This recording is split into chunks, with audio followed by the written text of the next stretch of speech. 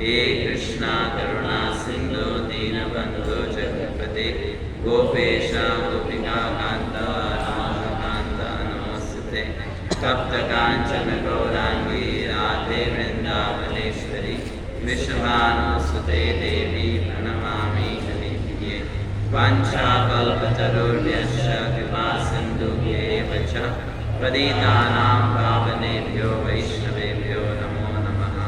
जय श्री कृष्ण चैतन्य प्रभु नित्यानंद श्री अद्वैत गदाधर श्रीवासादि गौर भक्तवृंद। हरे कृष्णा कृष्णा कृष्णा हरे हरे हरे राम राम राम हरे हरे। हरे कृष्णा। सभी भक्तों का हार्दिक स्वागत है इस कार्यक्रम में। पहली बार हमें यहाँ आने का अवसर मिला। नीलकंठ प्रभु ने पहले भी कहा था लेकिन मौका नहीं मिल पाया। तो आप सभी का धन्यवाद इस प्रोग्राम में आने के लिए। आप मेरा रोड मंदिर आते हैं ना? आते हैं। तो अगले मंगलवार को जगन्नाथ रथ यात्रा है, हीरा रोड मंदिर में भी है, इसलिए जगन्नाथ भगवान के विषय में ही कुछ कथा श्रवण करेंगे। वास्तविकता में कलयुग के लिए भगवान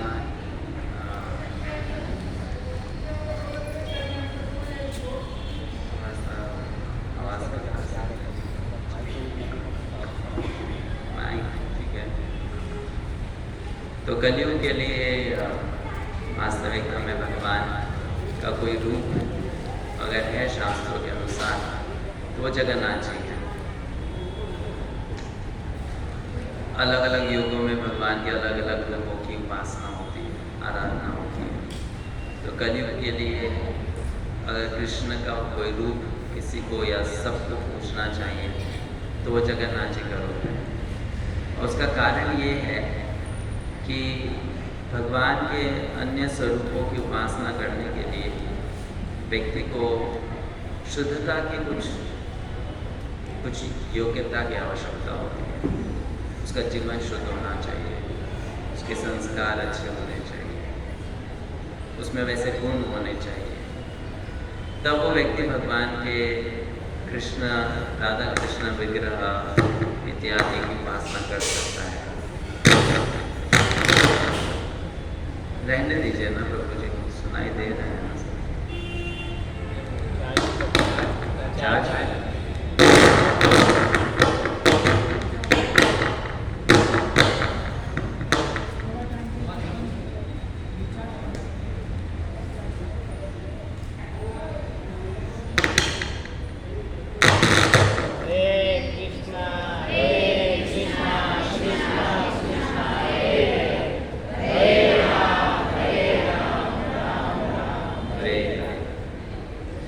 तो लेकिन कलयुग में हम ऐसा देखते हैं कि कलयुग में जो निवासी हैं इस युग के, उनके पास में अनेक कारणों के कारण वैसे संस्कार नहीं होते कि वो भगवान के राधा कृष्ण रूप में या अन्य किसी रूप में उपासना कर सकें। शुद्धि अशुद्धि का ज्ञान नहीं होता है। ज्ञान होने के बाद भी जो हमारा जीवन शैली है उसमें हम उन सभी नियमों का पालन भी नहीं कर पाते। तो जगन्नाथ जी सभी प्रकार के लोगों से सेवा स्वीकार करते हैं। उस भाव में वो है कि सबको अवसर देना है पूजा करने का। तो जगन्नाथ जी की आराधना करने के लिए, उनके विग्रह की उपासना करने के लिए सबसे कम नियम है। इसलिए श्रील प्रभुपाद जी विदेश गए तो विदेश में उन्होंने अधिकांश मंदिरों में जगन्नाथ भगवान के विग्रह की स्थापना की। बहुत कम मंदिर हैं जहाँ पर राधा कृष्ण विग्रह रखा। अधिकांश मंदिरों में उन्होंने जगन्नाथ जी को रखा कि लोग अगर योग्य भी ना हो वो भी उपासना करके लाभ प्राप्त कर सके।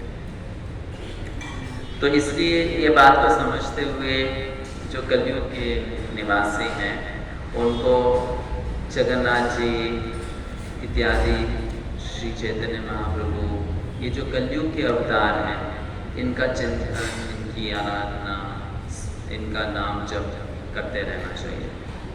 इससे हमारी योग्यता बढ़ती है कि हम राधा कृष्ण की उपासना कर सकें। तो भगवान जगन्नाथ से संबंधित अनेक लीलाएं हैं जो अलग अलग पुराणों में और लोक समाज में दी गई है। जैसे कि कृष्ण गीता में कहते हैं, अनन्याश्रित्ययन्तु मां ये जना परिभासते तेषां नित्याभियुक्तानां योगक्षेमं वहाम्यहम्। कृष्ण कहते हैं, जो व्यक्ति अनन्य भाव से मेरी भक्ति करता है उस व्यक्ति की दो बातें का ख्याल मैं रखता हूँ। वो दो बातें क्या हैं? योगक्षेमं वहाम्यहम्, उस व्यक्ति को जीवन में जो चाहिए वो मैं देता हूँ, और उसके पास जो है उसकी सुरक्षा मैं करता हूँ। दो चीज़ें क्या चाहिए? आज के समय में व्यक्ति सोच सकता है कि हाँ धन चाहिए, लेकिन जीवन में केवल धन ही नहीं चाहिए, और भी बहुत कुछ की आवश्यकता होती है। अच्छे संस्कार चाहिए, अच्छे स्मरण शक्ति चाहिए, बहुत सारे गुणों की आवश्यकता होती है, शारीरिक स्वास्थ्य की आवश्यकता होती है ना, सही प्रकार की बुद्धि की आवश्यकता होती है, ये सब की भी तो ज़रूरत होती है। तो भगवान कहते हैं कि मेरे अनन्य भक्तों के लिए मैं इन दोनों चीज़ों को बना कर रखता हूँ, मैं उनकी सहायता करता हूँ। तो जगन्नाथ भगवान से संबंधित ऐसे अनेक कथाएँ हैं जिसमें भगवान जगन्नाथ ने अपने भक्तों के लिए ये दो कार्य किए, योग क्षेम वहाम्यहम्। उनका स्वयं भरण पोषण करते थे, उनकी रक्षा करते थे, सहायता करते थे। तो जैसे कि एक कथा है, बहुत ही सुंदर कथा है, कि एक बार एक राजा हुए जिनका नाम था पुरुषोत्तम देव। क्या नाम था? पुरुषोत्तम देव। तो ये राजा बहुत प्रसिद्ध हो गए, कम उम्र में राजा बन गए और इनका शासन बहुत अच्छे से चल रहा था। तो इनका जो ख्याति थी इनकी वो पूरे भारतवर्ष में फैल गई। और एक बार जब वो दक्षिण भारत गए तो वहाँ पर एक और प्रदेश था जिसका नाम था कांची। तो उस कांची के नगर में जब प्रवेश किए तो कांची के राजा को पता चला कि महाराज पुरुषोत्तम देव आए हैं। तो उन्होंने निमंत्रण पत्र भेजा कि आप आइए हमारे साथ, हमारे राजमहल में कुछ दिन रुकिए, हम आपको अतिथि के रूप में सत्कार करना चाहते हैं। तो उसी दौरान उस कांचन नगर में जब पुरुषोत्तम देव भ्रमण कर रहे थे तो एक बार उनकी मुलाकात या उनकी भेंट इस कांची के राजा की सुपुत्री राजकुमारी पद्मावती से हो जाती है। और इस भेंट में पद्मावती को महाराज पुरुषोत्तम देव पसंद आ जाते हैं कि मुझे इनसे विवाह करना चाहिए। और पुरुषोत्तम देव भी सोचते हैं कि ये बहुत ही योग्य स्त्री है जो हमारी रानी बन सकती है। अब उसी के बाद में कांची के राजा ने इनविटेशन दे दिया कि आप रहो हमारे अतिथि बनकर। तो पुरुषोत्तम देव उनके साथ रहने लगे। तो कांची के राजा को पुरुषोत्तम देव बहुत पसंद आए, सुंदर भी थे, वैभवशाली थे, बहुत सारे अच्छे गुण थे उनमें। तो उन्होंने संबंध को फिक्स कर दिया कि पद्मावती का विवाह आपके साथ होगा। ठीक है। अब कुछ दिन रुकने के बाद, कुछ हफ्ते वहाँ रुकने के बाद पुरुषोत्तम देव महाराज वापस से जगन्नाथपुरी आ जाते हैं, उड़ीसा आ जाते हैं। और बहुत महीनों के बाद में जगन्नाथ रथ यात्रा का महोत्सव होता है। तो उसी दौरान कांची का राजा अपने एक मंत्री को कहता है कि इतने दिन हो गए उनको गए हुए, कोई समाचार नहीं आया, और वो तो हमारे राज्य को आकर देख लिए कि हमारा राज्य कैसा है, हम शासन कैसे करते हैं। उन्होंने तो सब जानकारी ले ली हमारे बारे में, लेकिन तो हम तो उनके बारे में कुछ नहीं जानते, बस उनसे भेंट हुई है। उनका राज्य कैसा है, कैसा शासन करते हैं, वैसे तो पता नहीं, कितना धन है उनके पास, कितना यश है, ये सब नहीं जानते। तो तुम जाओ, उनसे मिलने के लिए जाओ, और साथ ही साथ एक रिमाइंडर भी दे देना कि हमने जो संबंध तय किया है कब उसका आगे बात बढ़ानी है। तो जब वो मंत्री जगन्नाथपुरी पहुंचा, वो रथ यात्रा का दिन था। आप में से कोई रथ यात्रा में गए हैं जगन्नाथपुरी? कुछ लोग गए होंगे, हाँ गए हैं ना, रथ यात्रा में गए हैं, बस इतने ही गए हैं, बाकी सब कोई नहीं गया रथ यात्रा। जगन्नाथपुरी गए हैं, जगन्नाथपुरी भी नहीं गए, अच्छा जगन्नाथपुरी तो गए। बहुत भीड़ होती है रथ यात्रा के टाइम पे, लाखों लोग आते हैं, लेकिन उस भीड़ में भी जो राजा है उसको विशेष स्थान प्राप्त होता है, तो वो सबके बीच में अपना कार्य कर सकता है। तो पुरुषोत्तम देव के हाथ में एक सोने की झाड़ू थी, वो सोने की झाड़ू से भगवान के रथ के सामने में झाड़ू मार रहा था। वो वहाँ का एक रीति है जो चलती आई है कि उड़ीसा का राजा भगवान के रथ के सामने झाड़ू मारेगा। तो जब मंत्री वहाँ पर पहुँचा, मंत्री ने देखा कि सब लोगों के बीच में ये राजा झाड़ू मार रहा है, तो उस मंत्री को ये बात पसंद नहीं आई और वो कब सोचने लगा कि एक राजा होकर वो चमार का काम कैसे कर सकता है। तो उसके मन में ये विचार आया है कि शायद इस राज्य में राजा की कोई बात मानते नहीं है, तो बेचारा खुद को झाड़ू मारनी पड़ रही है। कोई झाड़ू मारने वाला था नहीं, ये खुद झाड़ू मार रहा है। तो ऐसे राजा से हमारी राजकुमारी का विवाह क्यों होना चाहिए?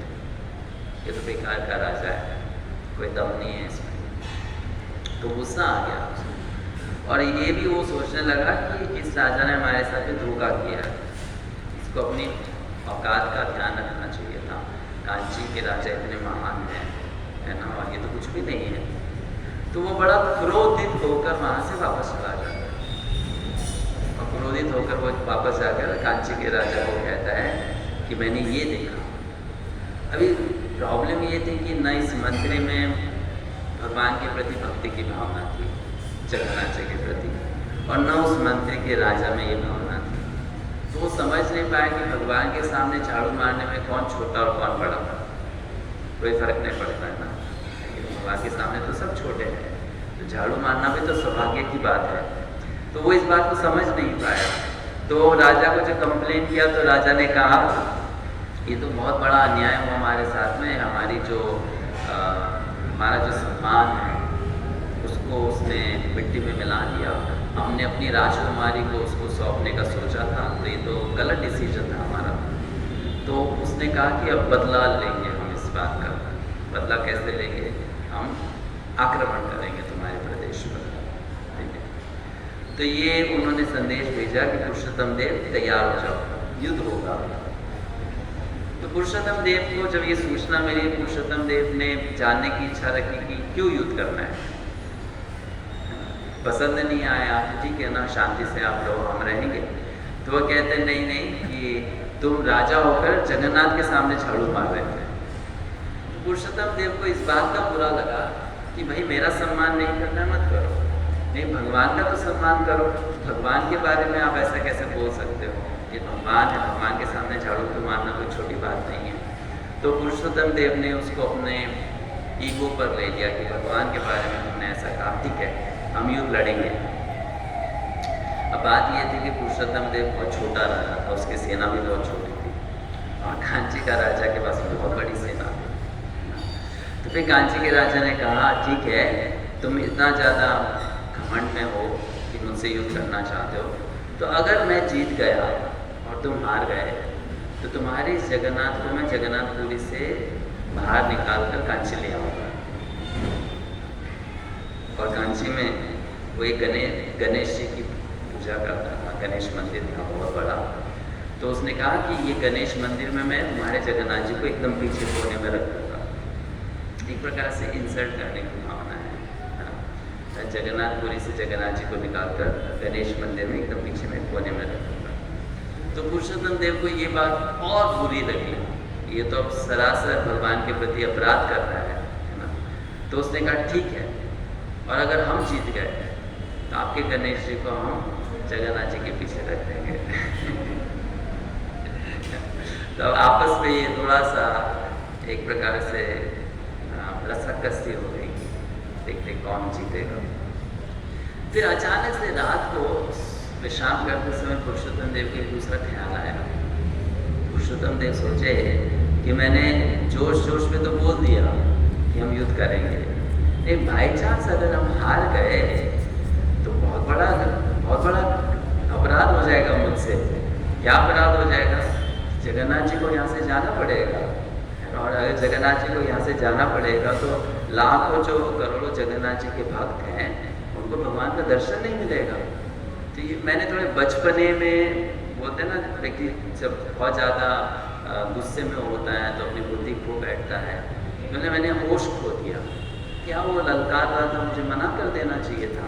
मैं क्यों आवेश में आकर मैंने कह दिया कि युद्ध करेंगे। अब हारेंगे तो नुकसान बहुत बड़ा हमारा ही होगा। जगन्नाथ जी यहाँ से चले जाएंगे तो भक्तों को कितना नुकसान हो जाएगा। तो वो रात को फिर जगन्नाथ जी के पास प्रार्थना करने चाहते हैं, बोलते प्रभु गलती हो गई है ना, अब ये आप संभालो, जो करता है करो, मैं अब मुझसे तो गलती हो गई, अब जीतेंगे हारेंगे वो आपके हाथ की बात है। तो अगले दिन सुबह उठकर ये राजा अपनी सेना के साथ निकल पड़ता है युद्ध करने के। तो जब ये युद्ध करने के लिए जा रहा होता है तो उन्हीं की सेना से 2 घुड़सवार घोड़े पे बैठकर बहुत तेज गति से उनसे आगे चले जाते हैं। तो सब लोग सोचते हैं कि महाराज ने इनको पहले भेजा है कोई सूचना देने के लिए या कुछ जांच पड़ताल करने के लिए, और ये 2 बड़ी तेजी से घोड़े में दौड़ते हुए कांची की ओर बढ़ रहे थे। 3-4 घंटे की उन्होंने यात्रा की होगी कि वो एक छोटे से गांव पर पहुंचे। वो गांव अभी भी है उड़ीसा में। तो वो उस गांव में जब वो आए तो वो बाजार से जा रहे थे कि उनको बड़ी प्यास लग गई। तो एक बूढ़ी औरत सुबह सुबह मट्ठा छाछ बनाकर, है ना, ताज़ी छाछ बनाकर मटके में वो बाजार में बेचने जा रहे थे कि आज इसको बेचेंगे तो आज का घर का सामान निकल जाएगा। तो ये जो 2 सैनिक थे, घुड़सवार थे, ये उस माता जी को देखते हैं। तो माता जी को बोलते हैं, माता जी क्या है हमारे पास?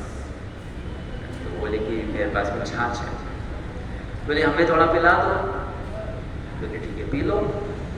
तो उसने एक गिलास दिया, वो मिट्टी का गिलास होता है ना, वो दिया। अभी भी आप अगर जगन्नाथपुरी इत्यादि जाते हो स्थान पे तो वो मिट्टी का बर्तन में आपको देते हैं, कसोरा बोलते हैं ना उसमें। तो वो दिया और उन्होंने कहा इससे काम नहीं चलेगा, वो मटका ही दे दो हमको, है ना। तो दोनों ने मिलकर पूरा मटका खाली कर दिया। एक मटके में कितना लीटर छाछ आ सकता है ना। तो पूरा का पूरा खत्म कर दिया। तो वो बुढ़िया देखती ही रह गई कि सारा का सारा पी गई। और फिर उसके बाद पीने के बाद में वो बोलते हैं ठीक है माता जी धन्यवाद आपका, हम चलते हैं। तो बोले तुम लोग पागल हो क्या? मैं इसको बेचने जा रही थी, है ना, मैंने देखा तुम इतने थके हारे हो तो थोड़ा सा मैंने तुम्हारी सेवा की भावना से सोचा कि थोड़ा सा पिला देती हूँ। फिर तुमने पूरा ही पी लिया। अब पूरा पीने के बाद में तुम कुछ इसका कीमत भी नहीं दे रहे हो और बोल रहे हो कि हम चलते हैं। तो ऐसा कैसे चलेगा, है ना। अब मेरा पूरा दिन का तो यही कमाने का सहारा था। बोले हमारे पास तो कुछ नहीं है, कहाँ से देंगे, हम तो युद्ध लड़ने जा रहे हैं, हम थोड़े साथ में पैसा लेके चलेंगे।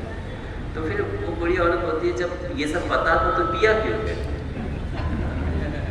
जब पता है तो पिया क्यों, है ना। बोलते आज मेरा दिन ही खराब है, पता नहीं कैसे लोगों से पल्ला पड़ गया आज, तो लेकिन जाने नहीं दूंगी, पैसे दो फिर जाना। तो उनमें से एक ने कहा हमारे पास पैसे वगैरह कुछ नहीं है, लेकिन मेरे पास में ये एक अंगूठी है, तो मैं तुम्हें ये अंगूठी देता हूँ। और तुम क्या करना कि हमारे जो महाराज जी हैं, राजा हैं, वो बड़ी सेना लेकर पीछे पीछे आ रहे हैं, तो उनको तुम ये अंगूठी दिखा देना, वो समझ जाएंगे कि मैं उनका सैनिक हूँ। तो मैंने अगर छाछ पिया है, मैं उनके काम के लिए जा रहा हूँ, तो उसका पैसा वो चुकाएंगे, है ना, करेक्ट। तो तुम उनसे पैसे मांग लेना, इससे तुमको पैसे मिल जाएंगे। तो बुढ़िया ठीक है, थोड़ी संतुष्ट होगी, चलो कुछ तो दिया, अंगूठी दी है, तो वहीं पे बैठ जाती है। और फिर कुछ समय बाद में महाराज पुरुषोत्तम देव अपनी सेना के साथ में आते हैं। तो बुढ़िया सामने आकर उनको रोकती है और कहती है महाराज आपके 2 सैनिक मेरा पूरा छाछ पी गए, पैसे दीजिए। अब ये आश्चर्य की बात थी कि ऐसा तो कभी पहले हुआ नहीं। तो देखिए सबूत क्या है, प्रमाण दीजिए कि मेरे ही सैनिक थे, मेरे तो सारे सैनिक मेरे साथ पीछे खड़े हैं, बाहर आगे कौन चला गया। तो वो बूढ़ी औरत ने वो अंगूठी निकाल के दी, और जैसे पुरुषोत्तम देव ने वो अंगूठी देखी तो पहचान के भगवान जगन्नाथ की अंगूठी। वास्तविकता में जगन्नाथ जी वो घुड़सवार बनकर घोड़े पे आए। तो एक जगन्नाथ जी थे, साथ में दूसरे बलराम जी थे। तो वो पहचान गए, तो वो उस औरत को कहते कि तुम्हारा तो इतना बड़ा सौभाग्य है कि भगवान ने स्वयं तुम्हें दर्शन दिया और तुम्हारे हाथ का बनाया हुआ छाछ पिया, है ना, और ये मुद्रिका भी को दी। तो फिर उन्होंने बड़े खुश होकर उस बूढ़ी औरत को 100 गाँव का जमींदार बना दिया। भगवान ने तुम्हारे पर इतनी कृपा की है, तो तुम इसके लिए लायक हो कि ये 100 गाँव से जो भी कर आएगा वो सब कुछ तुमको प्राप्त हो। तो बूढ़ी औरत को समझ में नहीं आया कि वो दो कौन थे कि इतना विशेष मुझे उपहार दिया गया, कौन वो थे। तो महाराज कहते हैं कि तुम्हारा बहुत बड़ा सौभाग्य है कि तुम भगवान से स्वयं मिली, है ना, लेकिन पहचान नहीं पाई। तो पुरुषोत्तम देव महाराज फिर अपनी सेना को लेकर आगे की ओर बढ़ रहे हैं। और अब उनको पता चल गया कि जगन्नाथ जी ने उनकी प्रार्थना सुन ली और वो कुछ ना कुछ तो करेंगे। वो आधे रास्ते ही पहुँचे थे कि वहाँ से सूचना आती है कि पुरुषोत्तम देव के 2 बहुत ही पराक्रमी योद्धा आए थे और उन 2 योद्धाओं ने कांची के राजा की पूरी सेना को हरा दिया। 2 योद्धा पूरी सेना हरा दी और वो कांची के राजा को बंदी बना दिया। तो वो समझ गए कि ये भगवान कृष्ण और बलराम जी हैं जिन्होंने ऐसा किया। श्लोक क्या कहता है? योग क्षेम वहाम्यहम्, जिसकी आवश्यकता है मैं पूरी करता हूँ, जो है उसको मैं सुरक्षा प्रदान करता हूँ। तो भगवान यहाँ पर उनकी लाज बचाए, उनको जिता भी दिए। तो फिर जब कांची का राजा हार गया तो कांची का राजा कहता है, उन दिनों ऐसा होता था जो राजा हार जाता था वो फिर सेवक बन जाता। अब मेरा सब कुछ आपका है, मेरा राज्य आपका है, मैं आपका हूँ, मेरे मंत्री आपके हैं और मेरी पुत्री भी आपकी है, सब कुछ आपका है। तो अभी आप पद्मावती से विवाह कर लीजिए। तो आप जीत गए हो, ले जाओ पद्मावती को। तो अब पुरुषोत्तम देव को अभी भी गुस्सा आया हुआ था, बड़े क्रोध में थे। तो उन्होंने कहा पद्मावती का विवाह तो एक झाड़ू मारने वाले से होगा। झाड़ू मारने वाले से उसका विवाह होगा। तो उन्होंने अपने मंत्री को कहा कि कोई ढूंढो, कोई झाड़ू मारने वाला, उससे इसका विवाह करा दो। क्रोध में थे वो, तो ऐसे कह दिया उन्होंने। लेकिन मंत्री बहुत बुद्धिमान था, तो कहा महाराज ठीक है, देखते हैं, अब ऐसा झाड़ू मारने वाला कहाँ मिलेगा, ढूंढते हैं, मिलेगा तो ये करवाएंगे। तो वो पद्मावती को साथ में ले जाते हैं और पद्मावती रो रो के बेहाल कि मुझे नहीं करने विवाह, इससे अच्छा मैं विवाह ही नहीं करूँ, है ना, नहीं तो कहाँ मैं चमार से विवाह करूँगी, संभव ही नहीं होगा उनके उसके साथ में रह पाना। तो पूरा वर्ष बीत गया, फिर से रथ यात्रा आती है ना, और पुरुषोत्तम देव भगवान जगन्नाथ के सामने, रथ के सामने झाड़ू मार रहे होते हैं। तो उस समय मंत्री आता है, कहता है महाराज पद्मावती का विवाह करना है।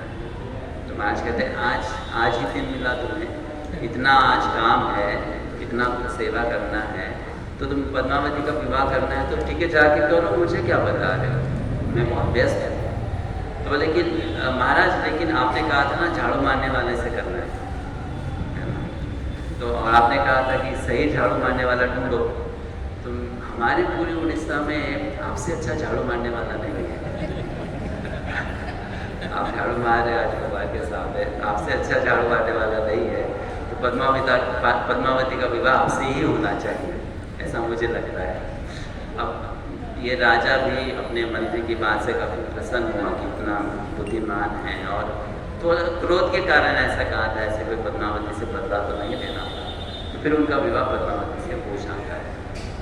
ये एक ऐसी ही नहीं, ऐसी अनेक कथाएँ हैं जिसमें हम देखते हैं कि भगवान जगन्नाथ की भक्ति जो करता है, भगवान उसके जीवन में ये 2 चीज़ें करते हैं, योगा क्षेमा वहाम्यहम्, जो हमारे पास है उसकी सुरक्षा करते हैं और जो हमें चाहिए वो प्रदान करते हैं, हमें प्रदान करते हैं, देते हैं। ऐसे और भी बहुत सुंदर सुंदर कथाएं हैं। जैसे एक और कथा है कि एक बार एक भक्त था जो जगन्नाथपुरी के कभी गया नहीं था, लेकिन जगन्नाथ जी के बारे में बहुत सुना और जगन्नाथ जी की लीला के बारे में सुना था। तो वो रहता था दिल्ली में और उसका नाम था परमेष्ठी, और वो कपड़े सीलता था। तो उस समय मुस्लिम राज हुआ करता था, तो जो दिल्ली में नवाब रहते थे वो अपने कपड़े इस टेलर से सिलवाते थे, परमेष्ठी जिसका नाम है। तो एक बार उस नवाब ने बहुत ही महंगा सिल्क का कपड़ा जिसमें सोना और हीरे इसका काम किया हुआ था, वो कपड़ा भेजा और कहा मेरे लिए 2 तकिए बनाओ इसके, तो इसके लिए 2 तकिए चाहिए। तो जैसे परमेष्ठी के हाथ में वो कपड़ा आया तो उसके मन में तुरंत विचार आया कि ये कपड़ा का तो कुछ सुंदर बनाकर जगन्नाथ जी को देना चाहिए। ये राजा क्या करेगा इतने अच्छे कपड़े को उसको ये तो जगन्नाथ जी को तो मिलना चाहिए। तो इस प्रकार वो एक तकिए का कवर बना देता है। ये तकिए का कवर वैसा तकिया नहीं जो आज के समय में यूज़ करते हैं, वो पहले होता ना गोल वाला जिसमें राजा वगैरह बैठते थे, तो वैसा उन्होंने पिल्लो बना दिया। और ये सेवा करते करते करते वो अपने चिंतन में जगन्नाथ पुरी पहुंच गए, क्योंकि उस दिन पांडव विजय था। भगवान जगन्नाथ को मंदिर से लाकर रथ पे चढ़ाते हैं, आपने देखा होगा। तो वो वाला उत्सव हो रहा था उस दिन। तो मन ही मन सोच रहा था कि अभी भगवान जगन्नाथ रथ पे आ रहे होंगे, रथ पे चढ़ रहे होंगे, ऐसे वो अपने मन में चिंतन कर रहा था। तो चिंतन में अपने चिंतन में ये पूरी लीला देख रहा था कि जो पंडा है वो जगन्नाथ जी को मंदिर से बाहर निकाल कर रथ पे चढ़ाते हैं। आपने पता नहीं देखा है कि नहीं देखा है वीडियो में, या शायद देखा होगा कि जगन्नाथ जी का विग्रह बहुत बड़ा और बहुत भारी है, इतना आसानी से उठता नहीं है। मतलब 10, 15, 20 पंडे लोग मिलकर उठाते हैं तब भी नहीं उठ पाता है। तो फिर वो क्या करते हैं, भगवान को चढ़ाने के लिए सबसे पहले नीचे में एक तकिया बिछाते हैं, कपड़ा मोटा तकिया सा, भगवान को उसके ऊपर बिठाते हैं और फिर उस तकिए को खींचते हैं, है ना, तभी पॉसिबल हो पाता है कि भगवान को ऊपर चढ़ा है। इतना वजन होता है भगवान में। तो वो अपने सपने में देखते इस दृश्य को देख रहा था, तो अचानक उसने देखा कि तकिया फट गया, भगवान का वजन से तकिया फट गया, है ना। तो उसको मन में ऐसा आया कि मैंने आज ही इतना सुंदर तकिया बनाया है और मैं सोच रहा था कि ये जगन्नाथ की सेवा में होना चाहिए। तो उसने सपने में ये तकिया भगवान जगन्नाथ को दे दिया जो उसने बनाया था। मतलब ये चिंतन कर रहा है, मन में लीला देख रहा है और उसने ये तकिया दे दिया। जब उसकी आंखें खुली, अपने सपने से बाहर आया तो देखा तकिया गायब है, तकिया चला गया। तो वो समझ गया कि वास्तविकता में हालांकि उसने अपने सपने में ये किया था, लेकिन जगन्नाथ जी ने तकिया ले लिया, है ना, और अब उस तकिया पे बैठे हैं और वो रथ पे आसीन हो चुके हैं। तो उसको सबसे पहले तो बहुत प्रसन्नता हुई कि जगन्नाथ जी ने मेरा बनाया हुआ तकिया है, दिल्ली में रखा हुआ तकिया, वो जगन्नाथपुरी में स्वीकार कर लिया। ये तो बहुत बड़ा अद्भुत बात है, चमत्कार है। तो अपने आप को बहुत भाग्यशाली समझने लगा। लेकिन तुरंत उसको विचार आया कि राजा मांगेगा तो क्या बोलूँगा। अभी राजा बोलेगा कि मैंने तो 2 तकिए गए, तुम्हें कपड़े दिए थे, एक कहाँ चला गया, अब मैं क्या बोलूँगा, अब तो मैं फंस गया, है ना। तो वो मन ही मन बहुत घबरा गया, डर गया कि अब राजा तो कुछ भी कर सकता है, वो तो मुझे मार भी सकता है, जीवन, है ना, जीवन भी ले सकता है मेरा। तो मैं सोचा ठीक है, जगन्नाथ जी की प्रसन्नता के लिए अगर प्राण भी जाएगा तो जाएगा, देखते क्या होता है। तो अगले दिन राजा संदेश भेजता है एक व्यक्ति के द्वारा कि वो 2 तकिए ला के दो मुझे। अब ये सोचता है जाकर सच सच बता देना चाहिए, है ना, छुपा के फायदा नहीं है। तो एक तकिया लेकर जाता है, महाराज को बोलता है महाराज देखो ऐसा हुआ कि कल मैं सपने में जगन्नाथपुरी पहुँच गया और मैंने सपने में तकिया दिया, मुझे क्या पता था जगन्नाथ जी ले लेंगे, तो जगन्नाथ जी ने आपका तकिया ले लिया। तो वो राजा बहुत क्रोधित होता है और सबसे पहले बोलता है कि तुम मुझे उल्लू बना रहे हो। ऐसे कैसे हो सकता है कि तुम यहाँ दिल्ली में बैठे हो और तुम्हारा तकिया जगन्नाथपुरी पहुँच गया एक ही दिन में, तो संभव ही नहीं है। तो बोले तुम मुझे उल्लू बना रहे हो। बोले नहीं मैं उल्लू नहीं बना रहा हूँ, मेरा पूरा घर छान लीजिए। तो राजा बहुत गुस्सा करता है, वो सोचता है कि इसने बेसिकली क्या किया कि झूठ बोल रहा है, इसने वो कपड़ा किसी को बेच दिया होगा, दे दिया होगा, कुछ तो गोलमाल किया है इसने, है ना, वो छुपा रहा है। तो राजा कहता है मैं तुम्हारी ये भक्ति वगैरह की भावना को समझता नहीं हूँ और जगन्नाथ ये सब कुछ नहीं कर सकते। तो वो भक्त जो है परमेष्ठी वो प्रवचन देना शुरू करता है कि आप नहीं जानते जगन्नाथ को, जगन्नाथ सबके भगवान हैं, केवल पुरी के नहीं हैं। तो ऐसा मत सोचिए कि वो पुरी में ही है, वो आपके इस दरबार में भी है, वो पूरे देश में है, पूरे संसार में, जहाँ पर भी व्यक्ति उनका स्मरण करेगा जगन्नाथ वहाँ पर। अब ऐसा मत सोचो कि वो पूरी में है तो वो यहाँ से कुछ ले नहीं सकते या यहाँ कुछ दे नहीं सकते, वो सब कुछ कर सकते हैं, भगवान कुछ भी कर सकते हैं, विश्वास होना चाहिए। तो वो कहा हमें ये सब बात में विश्वास नहीं है, अब तुम्हें सज़ा मिलेगी, तुम्हें जेल में डाल दिया जाएगा और बहुत कड़ी सज़ा मिलेगी कि तुमको कुछ खाने को नहीं दिया जाएगा, हाथ पैर बेड़िए से बांध दिया जाएगा और तुम भूखे प्यासे मर जाओगे।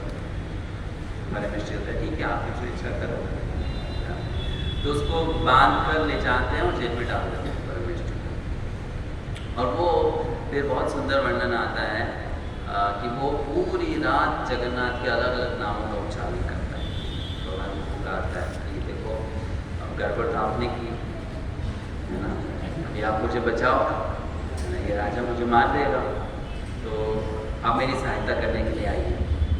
तो भगवान जगन्नाथ उसकी प्रार्थना सुनते हुए तुरंत उस कैद खाने के अंदर आ जाते हैं और परमेष्ठी को दर्शन देते हैं। और जैसे परमेष्ठी को वो दर्शन देते हैं, परमेष्ठी उपजा था, उसका कुबड़ था, देखने में बहुत ही बदसूरत था, है ना, लेकिन जगन्नाथ के दर्शन मात्र से पूरा उसका शरीर बदल जाता है, बहुत सुंदर सुडौल इंसान हो जाता है, सारी बेड़ियाँ वगैरह सब खुल जाती है, सब कुछ हो जाता है।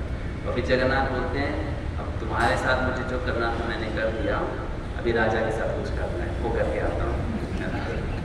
तो फिर वो राजा के महल में जाते हैं जगन्नाथ जी, वो सोया हुआ है आराम से, तो उसके सपने में प्रवेश करते हैं और उसको कहते हैं कि तेरा बाप का वो पिल्लो खाएगा, मैं जगन्नाथ हूँ, सब कुछ मेरा है, तेरा नहीं है, तुझे भी जो दिया है मैंने दिया है, तो इसलिए वो मेरा भक्त है, उसने मुझे पिल्लो दिया है ना, वो सेवा के रूप में मैंने स्वीकार किया है।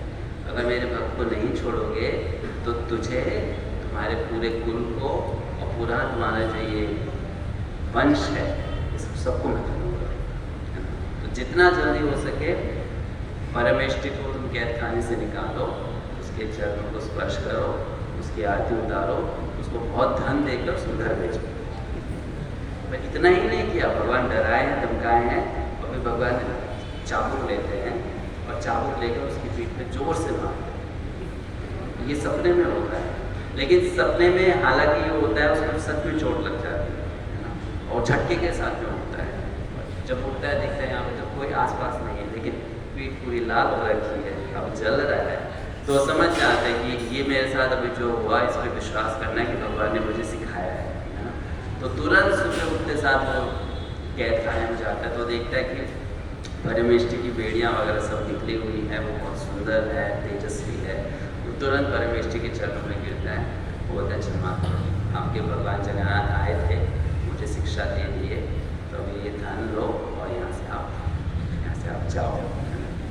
तो ऐसे भगवान अद्भुत लीला करते हैं, सोचिए। और ऐसा नहीं कि ये लीलाएं भगवान ने सदियों पहले की है, ये सब कलयुग की घटनाएं हैं। भगवान आज के समय भी अपने भक्तों के साथ में इस प्रकार का आदान प्रदान करते हैं, जो उनका चिंतन करते हैं, उनके महत्व का स्मरण करते हैं, उनके श्रद्धा रखते हैं, उनसे प्रार्थना करते हैं। तो ऐसे और भी बहुत सारे सुंदर सुंदर कथाएँ हैं जगन्नाथ जी से संबंधित। जैसे कि एक कथा और बताते हैं आपको, दो कथा और बताते हैं। ये जगन्नाथ जी के मंदिर में पंडा थे जो बहुत ही सीनियर थे, वरिष्ठ पंडा थे। तो उनका सेवा का समय था, भगवान को शयन देना है, लास्ट अंतिम सेवा है ना। और फिर शयन देने के बाद में, भगवान को शयन देने के बाद में वो क्या करते थे, जो आप पूरा दिन भगवान को माला पहनाते हो, जब भगवान को शयन देते हैं तब आप उनकी माला निकाल देते हो, है ना। कोई माला पहन के तो सुंदर नहीं है, करेक्ट। तो वो क्या करते थे कि उनको पता था ये लास्ट दर्शन है, शयन दिया जा रहा है, और इसके बाद में तो कोई आने वाला नहीं है। तो वो क्या करते थे, वो माला भगवान से निकाल कर खुद पहन लेते थे। प्रसाद माला तो आप पहनोगे ना, भगवान की माला पहननी चाहिए। कभी कभी हम देखते हैं कि लोगों को अगर आप भगवान की माला देते हो तो पहन के तुरंत उतार देते हैं ना। एक्चुअली वो भगवान के प्रति अपमान है, उस प्रसादी माला के प्रति अपमान है। आपको भगवान की माला प्राप्त हुई है तो आपको उसको उनकी कृपा समझकर पहन के रखना चाहिए, है ना।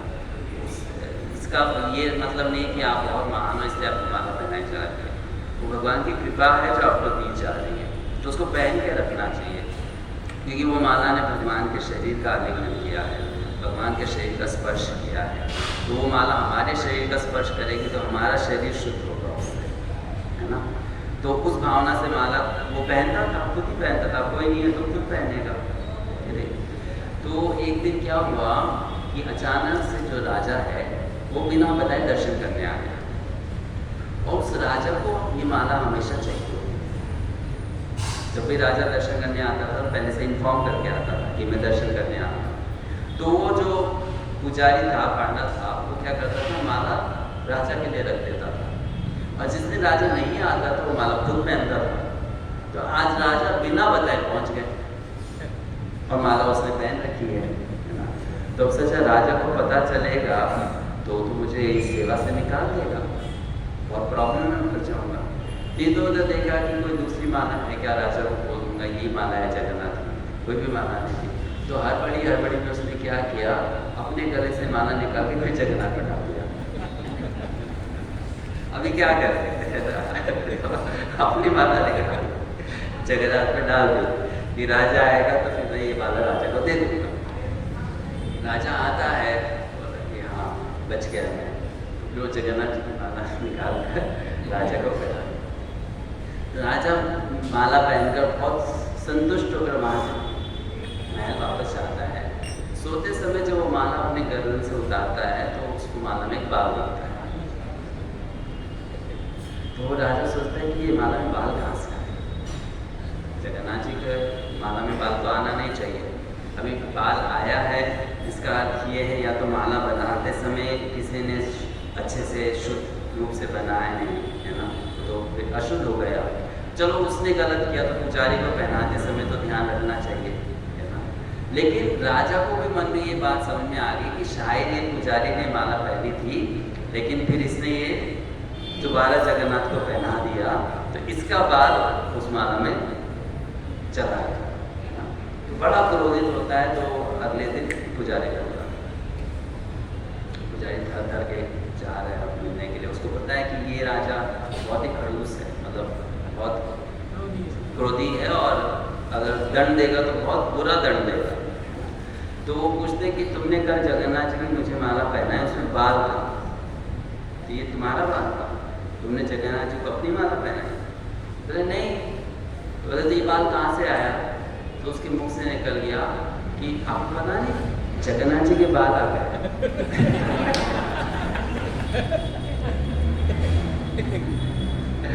तो जगन्नाथ जी के बाल आ गए।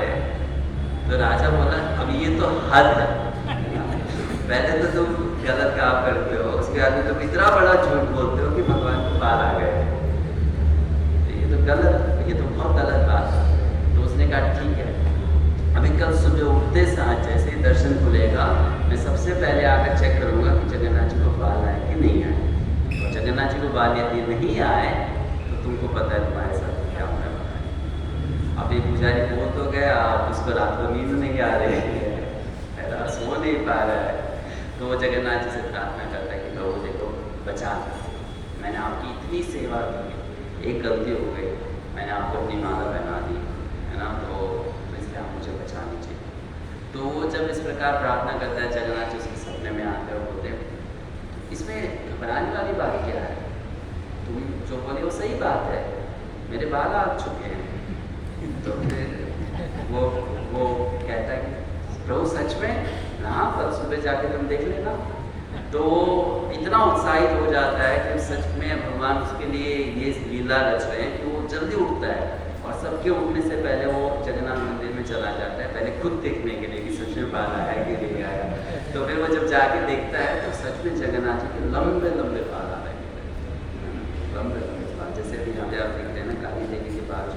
नीचे तक ज़मीन तक स्पर्श कर रहे हैं, वैसे जगन्नाथ के ज़मीन तक स्पर्श कर रहे थे बाल, इतने लंबे बाल। तो वो बिल्कुल अभी वो हो जाता है बिना कोई परवाह के, आराम से निश्चिंत, ये आने दो राजा को, अब तो जगन्नाथ के बाल भी आते हैं।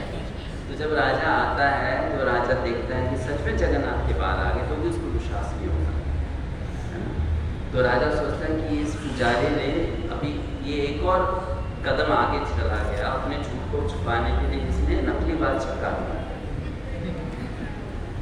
तो वो गुस्से में जगन्नाथ जी के बाल को खींचता है, और जैसे वो गुस्से में जगन्नाथ जी के बाल को खींचता है तो देखता है भगवान के सिर से खून निकलना शुरू हो जाता है। जैसे खून निकलता है राजा तुरंत वहीं बेहोश हो जाता है, वो डर जाता है कि मैंने भगवान के प्रति बहुत बड़ा अपराध कर दिया। तो तुरंत उस पुजारी के चरणों में गिरता है और कहता है कि आप इतने महान भक्त हो कि भगवान ने आपकी लाज बचाने के लिए बाल भी उगा लिए और असली बाल उगा लिए, आप मुझे क्षमा कीजिए। जगन्नाथ जी से वो क्षमा मांगता है कि मैं इनको कोई दंड नहीं दूंगा, ठीक है, इनसे गलती हुई है, और फिर तुरंत सारे बाल गायब हो जाते हैं। तो भगवान ऐसे ऐसे देखिए अनेक अद्भुत लीलाएँ करते हैं, अद्भुत लीलाएँ। एक और आपको घटना सुनाते हैं। जगन्नाथपुरी में जो मंदिर है उसके 4 द्वार हैं, 4 दिशा में। जो पूर्व दिशा में द्वार है उसको सिंह द्वार कहते हैं, अक्सर हम दर्शन करने के लिए वहीं से प्रवेश करते हैं। तो ठीक उस द्वार के ऑपोजिट एक मुसलमान की मिठाई की दुकान थी, मिठाई बनाने का था। लेकिन वो मुसलमान था तो वो कहाँ से जगन्नाथ जी का दर्शन करने के लिए अंदर जा सकता है, उसको तो मौका मिल नहीं सकता, और ना ही वो अपनी बनाई हुई मिठाई का भगवान को भोग लगा सकता है ना। तो उसके मन में इच्छा आई कि मुझे अपने हाथों से मिठाई बनाकर भगवान जगन्नाथ जी को खिलाना, भोग लगाना। लेकिन ये इच्छा पूरी कैसे होगी? बहुत प्रबल इच्छा होगी कि जगन्नाथ जी, मैं मिठाई बनाता हूँ तो मैं मिठाई भगवान को दे सकता हूँ, मुझे जगन्नाथ जी को मिठाई खिलानी है। तो उसकी इस प्रबल इच्छा को देखकर उसी रात सपने में जगन्नाथ जी आते हैं और जगन्नाथ जी उसको बोलते हैं तू मेरे लिए मिठाई बनाना चाहता है? हाँ। तो तुम मेरे लिए वैसी मिठाई बनाओ जो संसार में अभी तक किसी ने नहीं बनाई। तो वो कहता है कि मुसलमान मिठाई बनाने वाला कहता है जब किसी ने बनाई नहीं तो मुझे पता कैसे चलेगा वो मिठाई होती कैसी है,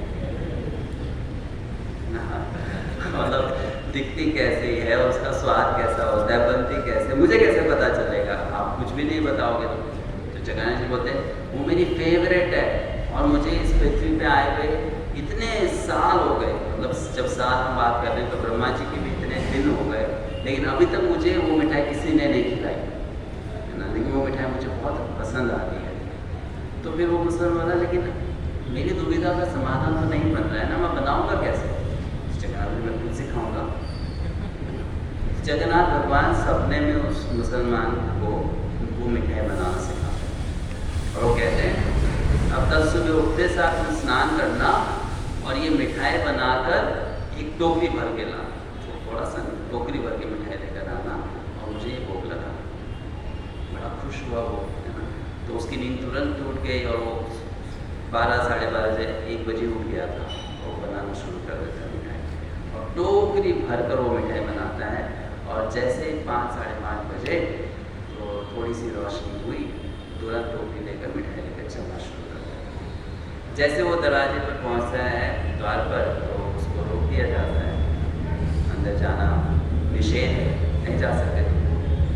बोले आप रोकने वाले कौन होते हो? जगन्नाथ जी ने स्वयं ऑर्डर दिया है मिठाई का, है ना, मैं डिलीवरी करने जा रहा हूँ, मैं देने के लिए जा रहा हूँ, उन्होंने खुद मंगाया। बोले और जगन्नाथ जी को कोई नहीं मिलने वाला, तुमसे मांगेंगे। और ये मिठाई कैसी मिठाई है, ये तो हमने कभी नहीं देखी, जगन्नाथ जी ये कभी नहीं खाते हैं, है ना। तो आपस में उनका भैंसा भैंसी होने, झगड़ा होने लगा। ये बोले मुझे जाने, मैंने नहीं जाने दूंगा। तो उसने इतनी भारी टोकरी जो थी वो ज़मीन पे रख दी, हम आपस में पहले सुलझा लेते हैं। उसी समय कुत्ता आता है वहाँ पर और कुत्ता क्या करता है, वो मिठाई जो थी उसमें से एक मिठाई अपने मुँह में ले लेता है। और ये बाद में झगड़ा कर रहे थे तो वो कुत्ता इन दोनों के बीच से मंदिर के अंदर चला जाता है। के अंदर भाग जाता है। अभी कुत्ता मंदिर के अंदर नहीं आ सकता है ना, वो मंदिर से वो गंदा कर देगा, इसलिए उसको मंदिर से दूर रहना चाहिए। तो इस सिक्योरिटी का बॉस वहाँ से चिल्लाता है कि नालायक, तो इंसान को अंदर आने नहीं दे रहा, कुत्ता अंदर चल रहा है। इंसान को तुमने रोक रखा है और कुत्ता अंदर जा रहा है, क्या काम कर रहा है? तो वो डंडा लेकर आता है कि ये सिक्योरिटी वाला अपना काम अच्छे से नहीं कर रहा है। तो सबसे पहले वो कुत्ते के पीछे भागते हैं कि इस कुत्ते को मंदिर से निकालना, ये भगवान के गर्भगृह में चला जाएगा तो सब गंदा कर देगा। अभी आज के समय में तो व्यक्ति ध्यान नहीं देते, लेकिन पहले के समय में अगर आपके मंदिर के अंदर कुत्ता आ जाता है तो वो पूरा मंदिर साफ करेगा, चाहे वो कुत्ते ने कुछ किया नहीं किया, और उसने कदम रख दिया है पूरा मंदिर साफ होगा। मंदिर साफ होने का मतलब ये नहीं कि केवल फ्लोर साफ होगा, उस मंदिर के सारे बर्तन साफ होंगे, सब कुछ साफ होगा। ये अब अशुद्ध हो गया मंदिर, मतलब इतना बड़ा समस्या, कुत्ता अंदर आ गया। तो वो कुत्ता भागते भागते भागते भागते ऑल्टर के अंदर चला जाता है, और जब वो पीछा करते हैं तो देखते कोई कुत्ता नहीं, कोई कुत्ता नहीं। तो उस समय पुजारी को जगन्नाथ जी बोलते हैं कि वो मिठाई तुम लोग मुझे खाने नहीं दिए ना, तो मैं कुत्ता बन कर खाने चला गया। मुझे मिठाई खानी थी, वो मेरी फेवरेट मिठाई थी, तो उस मिठाई का नाम है खाजा। तो जगन्नाथ जी ने कहा कि ये मिठाई मुझे इतनी पसंद है कि जगन्नाथपुरी में ये मिठाई कोई भी अगर बनाएगा और जैसे चाशनी से निकालेगा, उसको भोग लगाने की जरूरत नहीं है, उस कढ़ाई से मैं खा जाऊँगा। मुझे ये मिठाई इतनी पसंद आती है, इसलिए जगन्नाथपुरी में खाजा का अगर आप भोग लगाओ ना लगाओ, जगन्नाथ प्रसाद है ना, इसलिए उसका नाम हो गया खाजा।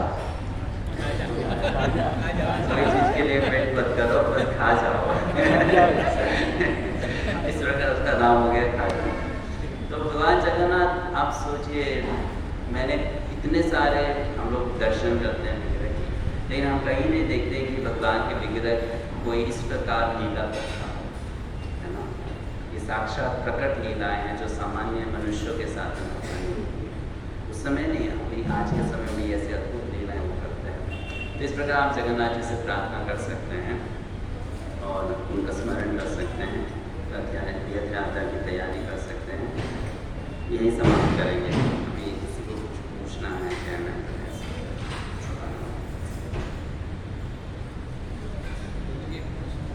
Yes, doctor. हरे कृष्णा।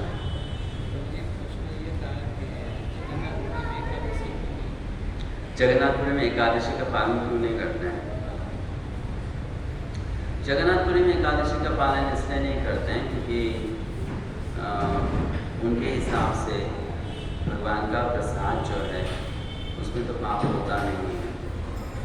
जगन्नाथ प्रसाद में कोई पाप नहीं हो सकता, चाहे वो एकादशी का दिन हो या ना हो। तो इसलिए वो इस चीज़ को स्वीकार नहीं करते। और दूसरा, एक और ऐसे दूसरे शास्त्रों में वर्णन भी है, पुराणों में है कि एकादशी देवी का जो प्रभाव है जगन्नाथपुरी क्षेत्र में नहीं है, उनका प्रभाव नहीं पाप पुरुष का प्रभाव है। तो इसलिए एक जगन्नाथपुरी में अन्न में पाप पुरुष प्रवेश नहीं करता, वो भगवान का प्रसाद है, इसलिए चूँकि उसमें पाप नहीं है तो उसको ग्रहण किया जा सकता, इसके पालन नहीं।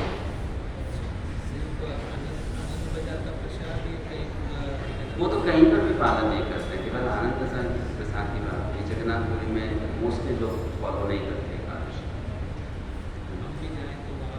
अभी हम चाहें तो हमको करना चाहिए, नहीं करना चाहिए। अभी यहाँ पर विचार होना चाहिए तत्व के दृष्टिकोण से। जैसे कि जो गौड़िया वैष्णव धारा में है वो एकादशी का पालन करते हैं, तो उसका पालन करने का मुख्य कारण क्या है उसको समझना चाहिए। हम एकादशी का पालन क्यों करते हैं? इसलिए क्योंकि एकादशी के दिन अन्न में पाप दोष होता है, तो हमको अन्न नहीं खाना चाहिए। वास्तविकता में ये जो बात है ना, ये उन लोगों के लिए है जो कर्मकांडी है, कि अन्न में पाप होता है, पाप दोष होता है एकादशी के दिन, तो अन्न नहीं खाना चाहिए। ये किन के लिए है? जो कर्मकांडी हिंदू है। जो केवल कर्म कांड में विचार करते हैं, भक्ति से कोई लेना देना नहीं, है ना। लेकिन जो भगवान के भक्त हैं उनको समझने की कोशिश करनी चाहिए कि भगवान के प्रसाद में पाप कैसे आ सकता है, चाहे वो अन्न प्रसाद हो या फल प्रसाद। एक बार वो भगवत प्रसाद है तो भगवत प्रसाद में कोई पाप नहीं होता। कृष्ण ने तो गीता में कहा ना, यज्ञ शिष्टा से ना संतम मुष्यन्ते सर्वते तो भगवत प्रसाद में तो पाप की बात ही नहीं आती। जब भगवान को आपने भोग लगा दिया तो उसमें पाप कहाँ से आएगा, है ना। इसलिए गौड़िया वैष्णव एकादशी का पालन इसलिए नहीं करते क्योंकि एकादशी के दिन अन्य पाप होता है। गौड़िया वैष्णव एकादशी का पालन इसलिए करते हैं क्योंकि श्री चैतन्य महाप्रभु ने कहा है एकादशी भक्ति जननी। समझ में आया, एकादशी भक्ति जननी, इसलिए हम पालन करते हैं। हम एकादशी का पालन इसलिए नहीं करते, वो पाप से डर है। भगवान के प्रसाद में क्या पाप, उसमें तो कुछ पाप नहीं होता है ना।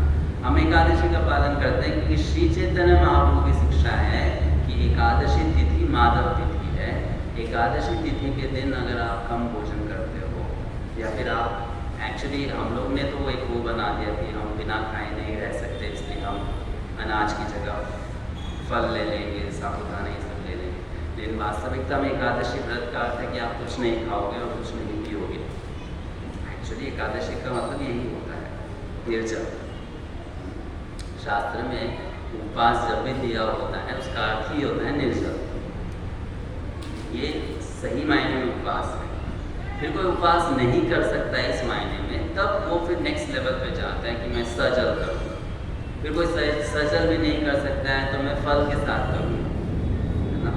वो भी मैं शाम को एक बार खाऊँ, फिर मैं शाम को भी तक नहीं रह सकता हूँ तो मैं दोपहर में एक बार खाऊँ, लेकिन 12 बजे तक मैं उपवास करूँगा, है ना। और फिर कोई बोले नहीं हम कुछ भी नहीं कर सकते, तो फिर वो आलू फ्राई या साबुदाना का पकौड़ा ये सब खा सकते हैं। लेकिन वास्तविकता में उपवास का अर्थ होता है निर्जल, उसको बोलते हैं उपवास। कुछ खाना नहीं, कुछ पीना नहीं, है ना। तो एकादशी का महाप्रभु की शिक्षा के अनुसार एकादशी के दिन व्यक्ति को कुछ नहीं खाना चाहिए, कुछ नहीं पीना चाहिए और वो पूरा दिन रखना चाहिए भगवान की भक्ति में। क्यों? वो भक्ति जननी है। आप अन्य दिनों में भगवान की भक्ति करोगे, इस दिन करोगे आपको ज़्यादा लाभ प्राप्त होगा, है ना। तो ये श्री चैतन्य महाप्रभु की शिक्षा है। उस शिक्षा के कारण हम एकादशी में मिनिमाइज करते हैं, अन्न नहीं खाएंगे और, है ना, पदार्थ खाने खाएंगे। और दूसरी बात हम इसलिए भी फॉलो करते हैं कि हम अन्य लोगों को जो भक्त नहीं है उनको भी शिक्षा देना चाहते हैं कि आप लोग अन्न मत खाओ, नहीं तो आपके द्वारा तो पाप हो गए होगा, आप भगवान की भक्ति करते नहीं, आप वो लगाते नहीं, आपको बहुत पाप लगेगा। इसलिए शिक्षा के रूप में एक अच्छा उदाहरण स्थापित करने के लिए भी, लेकिन ऐसा नहीं कि प्रसाद भाव तो श्री चैतन्य महाप्रभु की शिक्षा के कारण, महाप्रभु की शिक्षा हम लोग हर जगह फॉलो करेंगे, मतलब बॉम्बे में हो, वृंदावन में हो, जगन्नाथपुरी में हो, कहीं भी करें। महाप्रभु जगन्नाथपुरी में थे तो एकादशी का पालन करते थे, ठीक है ना। जगन्नाथपुरी में जो वहाँ के पांडा हैं वो बहुत सारे, वो तो मछली भी खाते हैं, जगन्नाथ जी की सेवा भी करते हैं, लेकिन वो उनके लिए भगवान जगन्नाथ स्वीकार कर सकते हैं क्योंकि वो उस संप्रदाय से है। श्री चैतन्य महाप्रभु की शिक्षा कुछ और है। हम अपने संप्रदाय से हैं तो हमको अपने ही नियमों का पालन करना, मिक्स नहीं करना चाहिए, अलग अलग संप्रदाय की बात को मिक्स नहीं करना चाहिए। यस, हाँ, पांडा मतलब पुजारी, पांडा वहाँ की भाषा में पुजारी। यस प्रभु जी।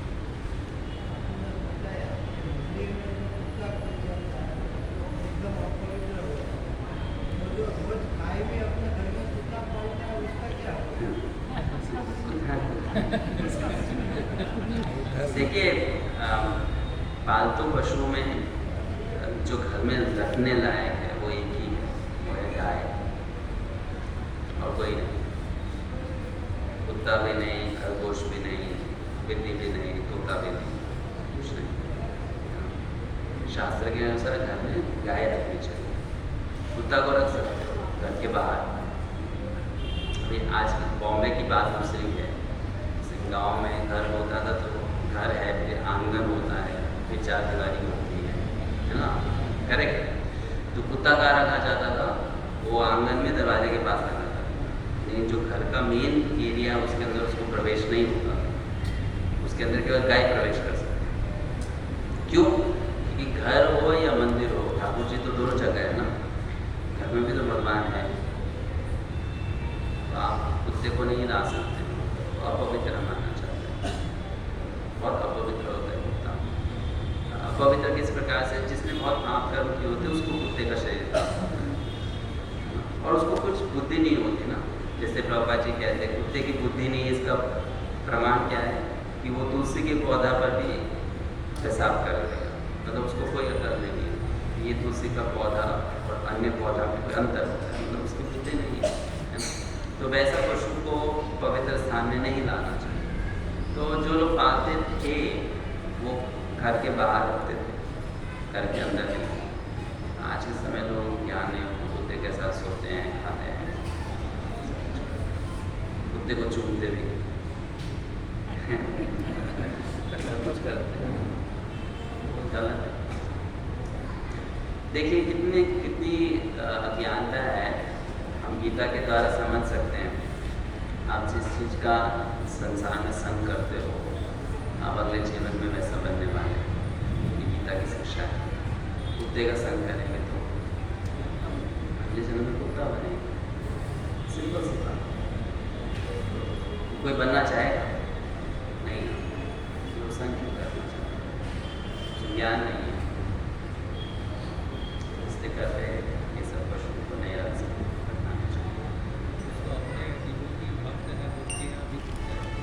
निकाल देना चाहिए,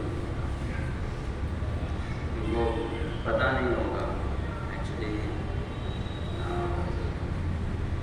उचित नहीं है। वैदिक संस्कृति के अनुसार उचित नहीं है। और कोई प्रश्न?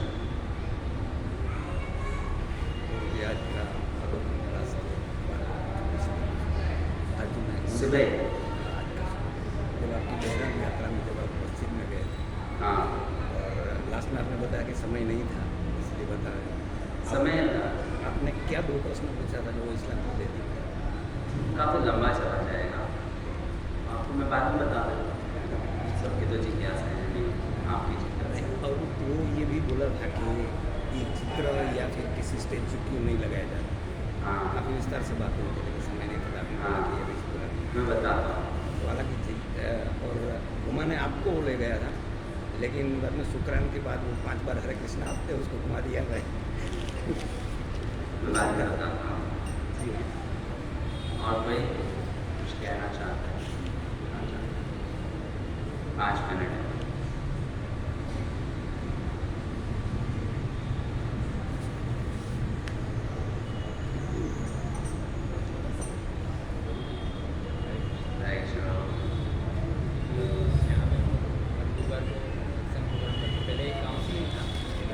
बढ़ने लगे सब आगे पीछे कंपनी सत्संग करते हैं, काउंसलिंग प्रोग्राम अलग से चालू किया है, दीक्षित है तो दीक्षा लेने के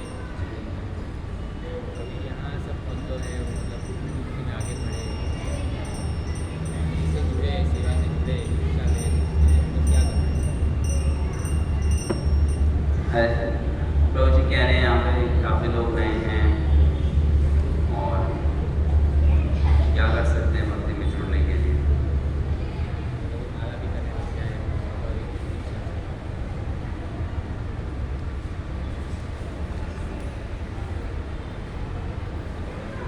तो भक्ति कोई जीवन में करना चाहता है या कर पा रहा है, ये बहुत बड़े सौभाग्य की बात होती है। जब तक व्यक्ति के जीवन में सौभाग्य जागता नहीं है तो वो भक्ति कर नहीं सकता। ये केवल चेष्टा से नहीं होता है, इसलिए सौभाग्य चाहिए, इसके लिए उस प्रकार का पिछले जन्मों का संस्कार चाहिए, इसके लिए उतनी बुद्धि भी चाहिए कि वो समझ सके कि हाँ ये इतना महत्वपूर्ण विषय है, इसके लिए उनको समय निकालना चाहिए। तो हर इंसान में उतनी बुद्धि नहीं होती है। कृष्ण गीता में स्वयं बोलते हैं हर प्रकार का व्यक्ति शरणागत नहीं होता है मेरे प्रति, और हर व्यक्ति सेम समय में शरणागत नहीं होता, क्योंकि सब अपना अपना एक अतीत लेकर आए हैं, पास्ट। जिसके जीवन में वो भाग्य जाग गया वो तुरंत स्वीकार कर लेता है, जिसके जीवन में भाग्य नहीं जागा है उसको समय लगता है। तो ये भाग्य जागने की बात है। तो इसलिए भक्ति कैसे कोई कर पा सकता है, उसके लिए केवल एक ही चीज़ चाहिए, वो इच्छा, और कुछ नहीं। वो इच्छा अगर व्यक्ति के मन में आ जाए कि हमें भगवान की भक्ति करनी है, तो वो इच्छा की पूर्ति में भगवान सहायता करता है, वो रास्ता निकालता है। नहीं, जब व्यक्ति अपने मन में ठान लेता है कि हमसे तो नहीं होगा, इस जन्म में नहीं, आगे देखेंगे, अब तो बहुत टाइम है और लाइफ में बहुत कुछ तो अभी करना बाकी है, तो चूँकि उसकी इच्छा ही नहीं है उसको करने की, वो उसको पोस्टपोन करना चाहता है, आगे पुश करना चाहता है, तो भगवान उसकी सहायता भी नहीं करेंगे कि आप वही जो आप चाहते हो उसके हिसाब से व्यवस्था भगवान करते हैं। आदिकाल से वही करते आ रहे हैं, हमारी जो इच्छा उसके अनुसार व्यवस्था वो कर रहे हैं और कुछ नहीं। चाहे भौतिक इच्छा हो या आध्यात्मिक इच्छा हो, व्यवस्था वही करते हैं। तो भक्ति में आगे बढ़ना, भक्ति को सुधार करना, इस सब की इच्छा की बात है, कितनी प्रबल इच्छा है। तो हम ऐसे संग में आते हैं, कथा सुनते हैं, उस कथा को श्रवण करके भगवान के संग, भक्ति के संग में आकर अपने उस इच्छा को और प्रबल करने की कोशिश करते हैं। जब तक हम वो नहीं करेंगे तो हमारे लिए भक्ति करना एक स्वाभाविक बात नहीं बनेगी। फिर किसी के धक्का मारने से भक्ति कर लेंगे थोड़ी बहुत, लेकिन वैसी भक्ति में हमको भी मज़ा नहीं आएगा और भगवान को भी मज़ा नहीं आएगा। ये जब हम अपने हृदय से करेंगे, समझ कर कि इससे अच्छा और कार्य कुछ हो नहीं सकता है, तो वैसी भक्ति में आपको भी बहुत आनंद आएगा और भगवान को भी बहुत आनंद आएगा। क्या अपने हृदय से करो, तो ये समझ की बात है। तो कुछ कुछ लोग जल्दी समझते हैं, कुछ लोगों को समय लगता है, लगने दो, कोई बात नहीं, समय लगता है। जिनको समझ में आया उनको और गंभीरता से करना चाहिए, जिनको समझ में नहीं आया उनको समय लगेगा, धीरे धीरे उनको भी समझ में आएगा। जब उनके सुकृति बढ़ती जाएगी, बढ़ती जाएगी, बढ़ती जाएगी, बढ़ती जाएगी, फिर एक दिन वो भाग्य जाकर उदित होगा कि हाँ हमको भक्ति के लिए समय निकालना चाहिए। इसलिए हमें अपना कोशिश करना चाहिए और प्रार्थना करनी चाहिए। फिर धीरे धीरे हम देखेंगे कि वो लोग भगवान के भक्तों के संग में और गंभीर हो रहे हैं और भगवान की भक्ति को अच्छे से स्वीकार कर रहे हैं। ये चेष्टा कर सकते हैं। ठीक है प्रभु, समाप्त करें। हरे कृष्ण।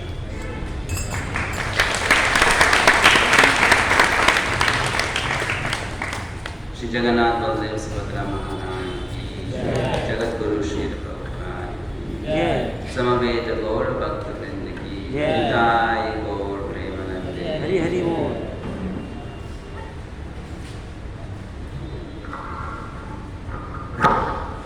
हरे कृष्णा कृष्णा कृष्णा हरे हरे, हरे राम राम राम हरे हरे। तो बहुत सुंदर हिज ग्रेस मधुसूदन विष्णु प्रभु जी ने हम सबको एक भगवत गीता का श्लोक योगम क्षेमम वहाम्यहम्, उसके आधार पर बहुत सुंदर जगन्नाथ जी की लीलाएं हम सबको बताई। किस तरीके से पुरुषोत्तम राजा को जगन्नाथ जी ने जीत दिलाई है ना, और वो छाछ पी तो माता जी को भी कितना प्रसन्न कर दिया। और फिर एक मुसलमान जी के भी सपने में आके जो खाजा खिलाया, खाजा का भोग भगवान ने स्वीकार किया जगन्नाथ जी ने। तो वैसे ही हम सब भी अगर इच्छा करेंगे, प्रभु जी ने अभी लास्ट में बताया ना कि इच्छा करनी होगी, तो हम सब भी अगर इच्छा करेंगे तो भगवान हमारी भी सेवा अवश्य स्वीकार करेंगे। क्योंकि भगवान ने भगवद गीता में कहा है कि योगम शिवम वहाम्यम, जो प्रभु जी ने कहा कि जो हमारे पास है उसकी रक्षा करेंगे और जो हमारी इच्छा है उसकी इच्छा की पूर्ति करेंगे।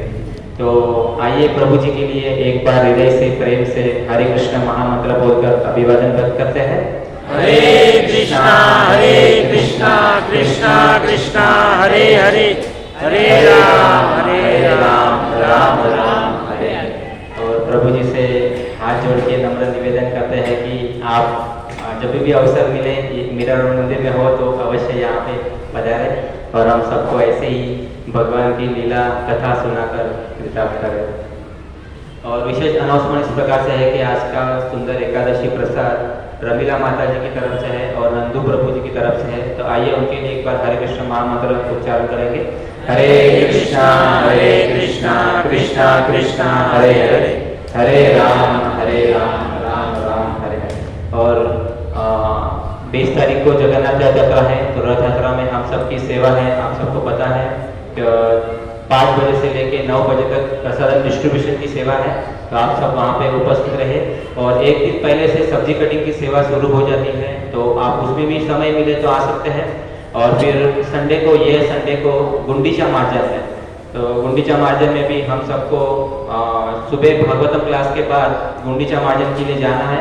जो प्रभु जी ने बताया ना कि पुरुषोत्तम राजा भी झाड़ू की सेवा करते थे, लेकिन वो भगवान की सेवा है, तो हम भी भगवान की सेवा करेंगे तो भगवान अवश्य हम पे कृपा करेंगे, प्रसन्न होंगे।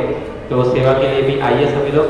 और जगन्नाथ जी के लिए जो प्रभु जी ने कहा ना कि उस मुसलमान को टोकरी भर के बोला खिलाने के लिए, तो आप सबके लिए भी टोकरी लेके आया है जगन्नाथ जी, अब भेजे हैं जगन्नाथ जी नहीं, तो इस टोकरी को लेके जाइए और जगन्नाथ जी के लिए बहुत सुंदर आपकी जो इच्छा हो उस अनुसार जगन्नाथ जी के लिए भोग बना के वहाँ पे ला सकते हैं।